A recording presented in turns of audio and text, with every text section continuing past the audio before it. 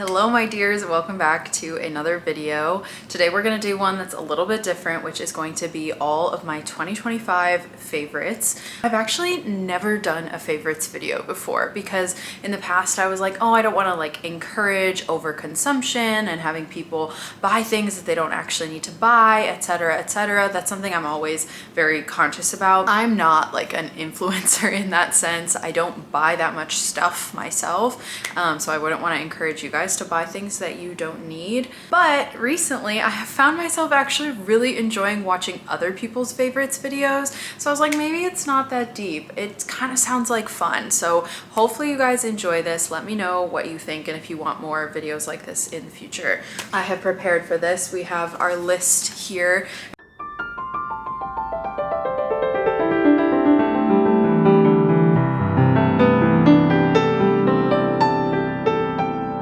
We all know I'm a book girl, so we are going to start off with books. First is The Secret History by Donna Tartt. I literally just finished this and it is the best book that I read this year. The Secret History is like the grandmother of the dark academia genre, and I am a dark academia girly through and through, and I had never read this novel before. In fact, last year I think I read Bunny by Mona Awad, and I would say that's probably one of my favorite novels ever. And I knew it had some relationship with this book, but I did not realize how related they were. So it was actually really fun to read this after and see like all the relationships between those books. This book is wild. It keeps you on your toes. I could not put it down. So if you are into dark academia, I highly recommend this. The next one is going to be a poetry book. You all know I am a poet, but I know a lot of people are intimidated by poetry, and that's kind of why I picked this one. It actually was published in 2018, but I reread it this year and thought of this.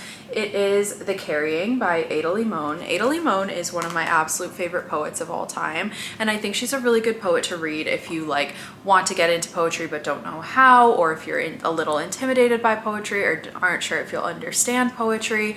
Ada Limon's work is so accessible, but at the same time is so genius. Like, she articulates things about the human experience in a way that is so musical and magical and just incredible. So highly recommend honestly anything that Ada Limon has written. She's written several books, so picking up any of them is something I would highly recommend, but this is definitely my favorite of all. This was actually an uncorrected proof that they sent me from Milkweed Editions back in the day when I was doing a little bit more book reviewing stuff. But you can see like how well loved this is because there's like my notes in the pages, hearts and underlines and all sorts of things like that. Along the lines of bookish literary things is my favorite pens, which is the Muji pen. You can tell I love them because they are the only ones in my pen holder. These are literally the only pens that I use other than my fountain pen that I just got. I tend to go for the smallest size, which is the 0.38 tip. I like a really fine tipped pen, but they have several tips for you to choose from. They write super well, super smooth, very like gel pen like. Muji is a Japanese company. I originally found them because they have a store on Newbury Street in Boston, but I believe they are online as well, so you can also find these online and order them. If I had to compare them to like a more popular like commercial pen that you could buy in a drugstore, I'd say they're probably most similar to like a very fine tipped G2 pen. So love these. This is always what I write with unless I'm using my fountain pen. Next up is my favorite Oracle deck. This is the Woodland Wardens Oracle deck that was created and illustrated by Jessica Rue. Jessica Rue in general has been a hit in my house recently. I'm actually sitting next to this book that she illustrated for called The Wheel of the Year, which goes through all of the like pagan holidays throughout the year's cycle. Also actually have one of her prints hanging on our gallery wall, which we found here in Salem. So I was like so excited to see the stores in Salem stocking her illustrations because they are absolutely perfect for that vibe.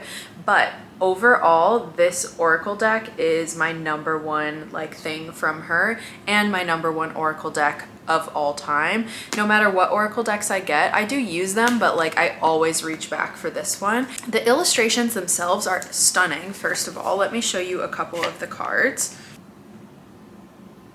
Black Cat and Lavender, that one's beautiful. They're all gorgeous, but I'm just trying to find some of my favorites here. Look at that. Wolf and Rosehip. Even the back of the cards is stunning. I love that dark green color. But what I love about this deck goes beyond just the beautiful illustrations. It's that the guidebook is so well written and actually helpful in terms of interpreting how the cards you're pulling would apply potentially to your own life or circumstance. They have these beautiful little descriptions about each of the elements of the card, and then they also have this section where it kind of tells you based on whether you pulled it in reverse or right side up, like what it might mean, and some reflection questions at the bottom. So I find that these are really nice also if you're looking for like journaling prompts. Sometimes I would pull just like one card from this deck and read about it, use it as a journaling prompt, and especially using like the questions at the bottom as journaling prompts. For example, the card that is about upheaval, the questions at the bottom are, how do I experience grief? How do I redefine myself after an upheaval? So these like beautiful kind of guiding questions that can help you get to the bottom of what your card pull potentially means for yourself. Next, we're moving on to scented things. The first one is the V Rare fragrance from Aesop. I'm pretty sure I found my signature fragrance this year, and this is it. I could wear this forever and never get another perfume in my life. It's not what you would potentially expect me to love a lot either. It smells like green tea and like the outdoors, and it's a little bit spicy. It's very bright and green, and it smells like forest fairies. Like, that's the only way that I can describe it. It is so good and so unique. I've never smelled anything like this before, and I'm pretty sure I'm going to be wearing it for the rest of my life. Aesop fragrances in general, they are all incredible, but this one in particular I think is my one. The next scented thing is Burke and Hare Candle Co. candles. Not this one in particular, I do love this one, but just all of their candles from Burke and Hare are so good. I've gotten a lot of their different candles and I've loved pretty much every single one. I don't remember how I found them. I think I found them online somewhere, and I liked the aesthetic of the jars, which is why I initially ordered them. And then I have been going back and ordering more for like several years now. These are my absolute favorite. They do have a few different kinds of labels and jars. These black and white ones are really nice. They also have ones that are all black where the jar is like opaque and the label is black. And then they also have ones that are like other colors, but they kind of have this like elegant but goth feel to them that I really enjoy. Burke and Hare Candle Co. is by far my favorite candles, and there are a lot of candles here in Salem. I have not seen these ones around here in the shops in Salem, but I still go for these and order these online. Next up, we're gonna do consumable things that I eat and drink. First one is this cardamom tea from Ahmed Tea. If you are Southwest Asian, if you grew up in a Southwest Asian immigrant household, I guarantee you had this always in your house. Like, it's so nostalgic for me. The scent and flavor of this for me is just like Arab house party vibes. One day I was craving it so much and I ended up ordering some of this online, and it's just been so beautiful to reclaim this like delicious cozy tea. It's just black tea with cardamom. Good with milk, it's good without milk, it's good with honey, it's good just black. I love this stuff and it gives such cozy vibes, and it's really fun for me to be like reclaiming something from my childhood for myself to enjoy. The next one has been like my hyperfixation breakfast, which is the Kodiak protein oats. They have these in like the packets with the flavoring, and then they also have just like the plain oats like this one. This is usually what I get, and then I flavor it myself. But this has 10 grams of protein per every half cup, like half cup dry. So it's protein packed, it's really yummy, and as a vegetarian this is like a really good way for me to get some protein in first thing in the morning just from my breakfast. Like, if I have a bowl of this and add like a little bit of Greek yogurt to it or something, I'm having like, you know, 20-30 grams of protein already in my breakfast, which is fantastic. So love these. Actually, honestly, I've loved pretty much, Kodiak is coming out with a lot of new products recently, and I've liked, I think, almost every single one. Like, we tried their granola bars the other day, they were really good. Obviously their classic like pancake mixes, always delicious. They also have like freezer waffles now, those are so good. So Kodiak in general, but these rolled oats especially have been like my fixation this year. Okay, next we're gonna do a couple of makeup products. I'm the kind of person who I never wear a lot of makeup, but if I'm leaving the house or if I just want to like look put together, I'm often wearing just a little bit of makeup, which makes it quite obvious I'm a Glossier girly, because that kind of level of coverage that they're most known for is kind of what I'm typically going for. Like a super light coverage, no makeup look is kind of always what I do. So the first one I have here is the Skin Tint. I think it's like the lightest shade, G12. It's basically like a tinted moisturizer. It's a really light formula that like blends in super easily, which is something that I love about it because it's easy to apply. And it just offers like super light coverage, but it's exactly what I need just to kind of like even out my skin tone, because I get redness really easily. So I'm not looking for like wearing foundation every day, but I do like a little something to like smooth over my skin tone. So this is absolutely perfect for that. And then along the exact same lines is the Balm Concealer from Glossier.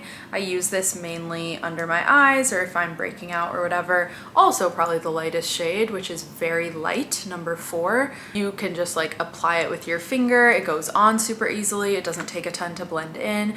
And it does give you like the coverage you need for like dark under eyes, but it's not like excessive. It's not heavy, if that makes sense. So these two are pretty much on my face every day when I'm leaving the house. The next one, these are kind of unexpected because I believe I picked one of them up when I was like traveling and forgot to bring a lip product or something. I just grabbed it from a drugstore, and these ended up being like some of my favorite everyday lip products. This is the Maybelline Color Sensational Matte Lipstick.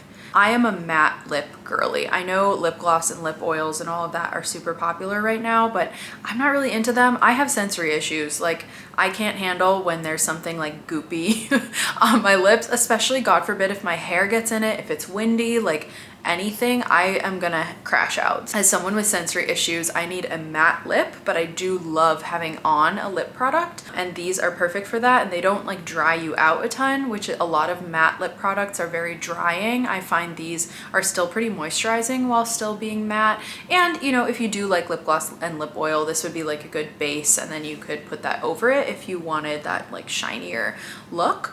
The colors I have that I wear all the time are More Taupe and More Auburn. More Taupe is what I have on right now. I feel like it's like the perfect color for my face, my complexion, and my colorings. Highly recommend these, especially if you're looking for kind of like a budget option for an everyday lip product. Moving on to wearables, I got this hood from ASOS. It's like a wool kind of sweater feeling. I really dislike hats because I have very fine hair. So if I wear a hat, it just like, it makes my hair greasy, it flattens it down. Like it doesn't work for me to be wearing like beanies all the time throughout the winter. And then in the past I've tried like earmuffs, but I feel like they're cute, but sometimes they can look kind of ridiculous having these like big things on the side of your head. So I wanted to try something else, and I went for this hood. It keeps me nice and warm, but it doesn't mat down my hair, which is what I absolutely love about it. It also kind of doubles as a scarf because it does cover up your neck, which I find really nice. When it's super cold or like really windy, you can tighten this up and kind of tie it around your face so that your ears are nice and protected. And I find it's just like a cute accessory too. Like I've gotten so many compliments on this hood since I've started wearing it. This is the look for me. It works so much better for me than a typical hat throughout the winter. This one is like a beige color, which I feel like works well with my coloring, and my coat is black, so it goes nicely together. But I definitely want to get this in like a couple more colors for the future as well. Just one other wearable, which is my vegan leather dock boots. These are the Jaden like platform boots. I love these so much. This is like an everyday shoe for me. They're so comfortable. They have a zipper up the side so you don't have to deal with doing the laces every single time. And unlike the typical dock boots that you have to break in like crazy, they don't have that like cut above the heel that made them really uncomfortable. It's just smooth all the way up the back of the heel. So I found that I didn't even have to break these in as much as like a classic dock moment that took like months for it to start to feel comfortable. These were comfortable right away, and I wear them literally all the time. I like that they're like extra neutral where the stitching is also black on these vegan leather ones. I do like that like signature yellow stitching that docks do, but I find that these just kind of blend in with that minimalism a little bit better with like regular outfits. I think that's everything.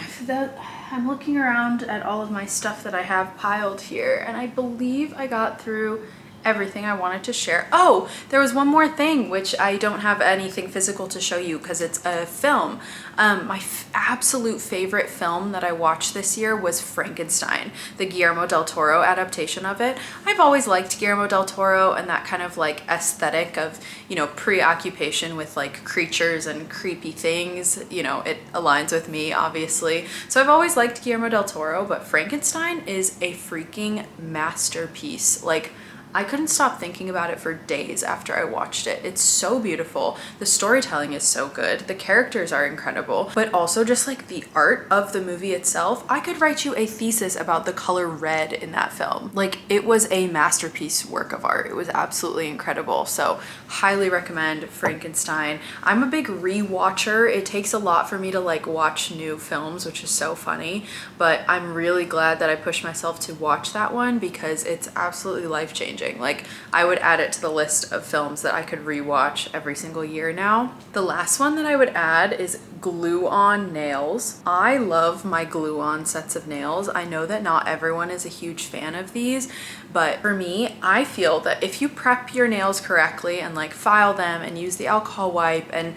take your time putting them on well, these last for me at least like 2 weeks. And if I'm committed to like continuing to fix them after they do start to fall off, they can last even longer than that. They're so much cheaper than going to a nail salon. You don't have to sit in a salon for hours to get your nails to look nice. It takes like 10 minutes to put them on.